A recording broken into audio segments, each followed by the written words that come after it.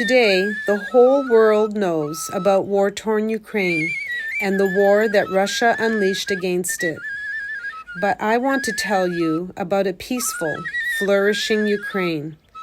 It always reminds me of mallows, unpretentious, resilient, skyward-looking flowers. They grow everywhere, both in villages and in large cities, and can reach up to 2 meters high. But until you look at them, you do not notice their amazing yet discreet beauty. For centuries, people of various nationalities lived in Ukraine. The southern part of the country, Odessa Oblast, is home to native Bulgarians, Moldavians, Gagauz, Russians, Ukrainians, Jews, Serbs, and Germans. I spent my childhood among the Gagauz, a small group of Turkic-speaking people in the small town of Lunga. To me, this place seemed like a real paradise on earth. In the 70s, when spaceships were already plowing the sky, the Gagauz people still dressed in clothes and shoes made from animal skins. That stood out to me as very surprising, as if time stood still there. However, this triptych talks about other things, that people dream of a better life. The shepherd boy looking into the sky, as well as the groom standing in front of the altar, gazing upwards. Even the old man is asking himself, what if? Up until recently, the Gagauz people lived in a world of absolute patriarchy. The head of the family and society was a man, and the woman had no rights. She could be forbidden to speak, and when she met a boy on the street, she had to give way to him. Grooms and brides were always chosen by children's parents, and that's how it was from generation to generation. And for generations, the husband abused his wife. The mother-in-law abused their daughter-in-law. And it was considered a normal practice, as well as the fact that there was no place for true love in their lives. The daughter-in-law gave birth to a son. Maybe that's why, even when they danced in celebration, their faces remained stern. But I always thought that in those moments, the flowers bloomed in the sky. People lived according to the rules established by their ancestors. And these rules were subject to only one thing, the need to preserve the land inherited from fathers and grandfathers. Therefore, the family name must continue. Life in those areas was always hard, especially for women. However, when Bulgarian women would come from the surrounding villages to the Sunday market, they looked like they just stepped out of the painting. They would wear white scarves decorated with fresh flowers, accessorized with beads and monas. They were breathtakingly beautiful, slow-walking, and majestically graceful. And if one of them was holding a child in her arms, you would have no doubt that a real Madonna was in front of you. By the way, carpets with such a pattern as were woven only by Bulgarian women from the south of Ukraine and Moldova. During my childhood, it was obligatory for everyone to observe the laws and traditions of the clan. On the night before Christmas, along with the first star, boys and young men came out of every house. They went caroling. And if someone decided to bring them all together, they would resemble a river that has no beginning and no end. Back then, people knew the sacred meaning of carols. For them, it was not just pre-holiday entertainment, but an important ritual for heavens to bless their entire family. This rug also has its own touching story, and it is familiar to every immigrant. Its main characters are the two sons of my friend who has been living in the United States for 16 years. She asked me to create a painting on a rug for her.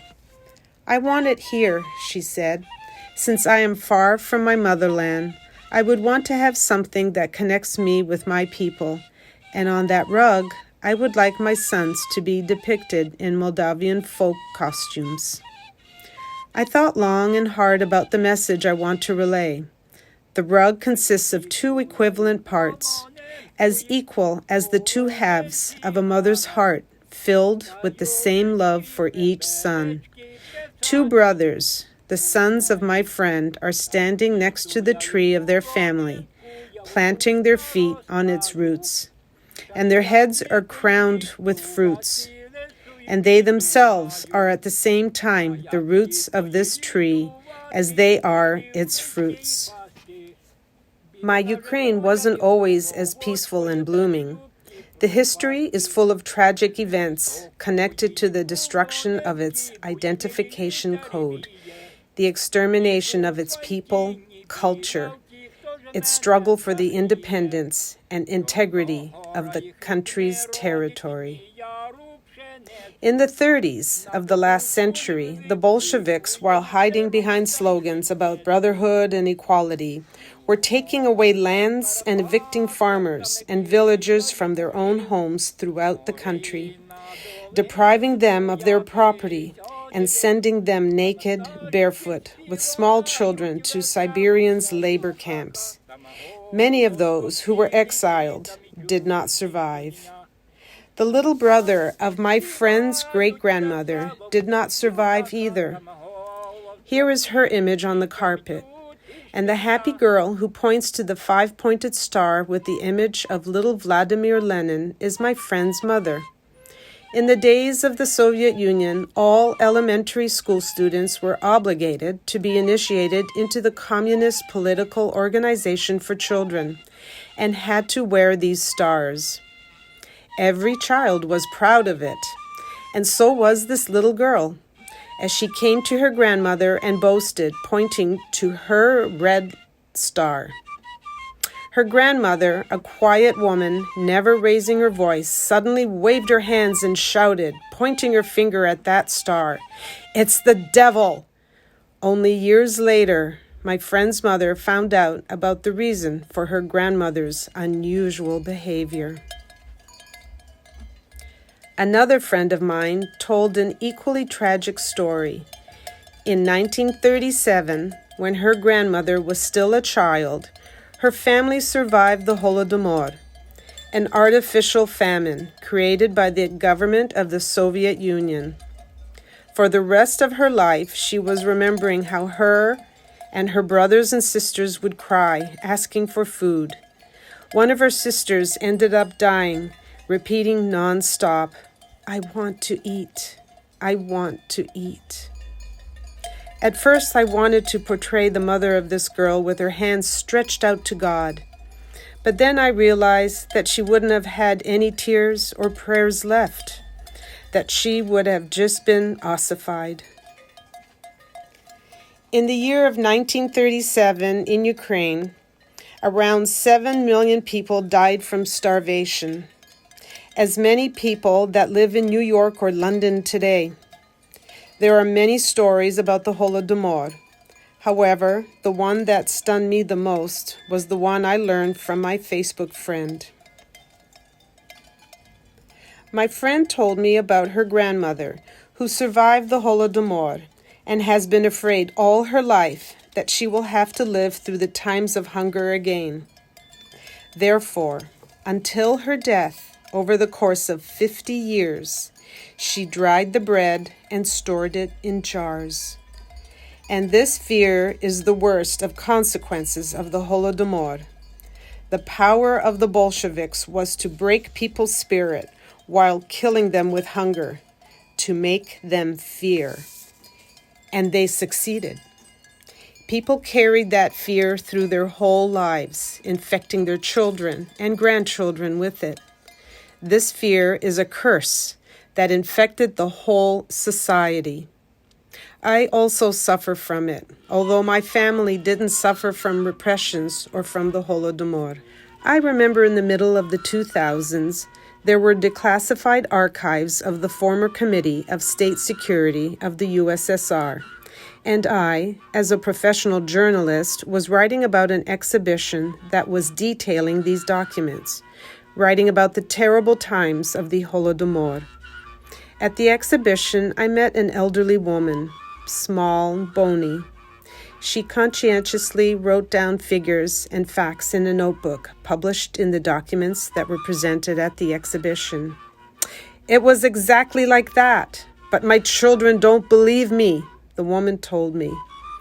"What's your name?" I asked. "May I mention you in my report?" But the old woman scaredly pulled away from me. "No, absolutely not. They will come back again. They are sure to come back again." Fear. What could be worse than fear? My friend's mom, the one who many years ago showed her grandmother a 5-pointed star, forbade me to give out her last name while describing her history of the carpet. She is also afraid. She is afraid that they will return again, although her fears were well-founded because they are back. They returned with the same false slogans about universal brotherhood, equality, and peace, with the same slogans with which the Bolsheviks came to her grandmother 100 years ago. But now, from the great-grandchildren of the Bolsheviks, my friend in 2014, immediately after Russia occupied the eastern part of Ukraine, she left her apartment in Donetsk. She left her usual, well-established life and fled with one small suitcase from the city, which was previously called the City of a Million Roses. Now, these roses looked like pools of blood. But it looks like she was lucky. She, at least, was able to take a small suitcase with her. Unlike the refugees who attempted to board an overcrowded train from Odessa to Lviv in the early March of 2022. They threw their bags, backpacks, suitcases, and strollers on the platform, leaving behind what little they did try to take from their former life. If I were a film director and was making a film about this war, this is what I would make my central scene. Although perhaps there might be another scene that could become central, when the Christ of the Ages statue was evacuated from the oldest cathedral in Lviv in the first days of the war. The last time it left the cathedral was during the Second World War. Bow before Christ. They are the descendants of the Bolsheviks, returning again and bringing grief, death, deprivation, and hunger. For several weeks, there was no bread or water in the besieged cities of Mariupol, Kherson, Mykolaiv. My cousin lives in Kherson. Every day, I call him asking, "How are you?" Once he answered, "We received bread. We will live." More than 3 million Ukrainian women, children, and the elderly fled and became refugees. Every day, our brave soldiers and civilians are dying, defending Ukraine. In the occupied Ukrainian cities and villages, Russian soldiers rape girls, women, old women, shoot unarmed people, regardless of their sex and age. Be quiet, Bereginya is praying for us. I called my rug, painted right before the start of the war. It depicts Bereginya, a traditional Ukrainian rag doll, endowed with magical properties. Her hands are touching the sky, feet planted into the ground, and at the very bottom, a fragment of a traditional Ukrainian carpet, a shabby flower, but not a trampled one. This is the image of today's Ukraine, and without a doubt, hundreds and hundreds and hundreds of Bereginyas are praying for. The war has been going on for more than a month, but there is still a queue at the military registration and enlistment offices. Volunteers who want to defend the country are people of different nationalities: Ukrainians, Russians, Bulgarians, Gagauz, Jews, Moldavians, Serbs. They all have one thing in common. They consider Ukraine their homeland. The war continues, and the world is starting to get used to it. Please don't get used to it. Do not get used to this war. Without the help of each of you, without your compassion and participation, it will be difficult for us to win.